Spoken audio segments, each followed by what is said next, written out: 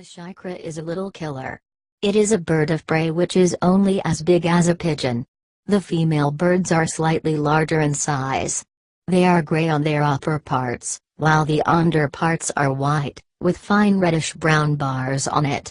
They have short rounded wings, and a comparatively long tail. Their flight is made possible by long glides. These birds are found in pairs, in the neighborhood of villages and cultivation. Their nests resemble those of crows and are found built on trees rich in leaf cover. Their diet includes small animals like locusts, lizards, frogs, and rats. Apart from these, they are clever enough to steal domestic chicken, making them a headache for poultry farmers. Shikra's calls are mimicked by drongos, and this behavior helps drongos in stealing food by alarming other birds that the drongos associate with.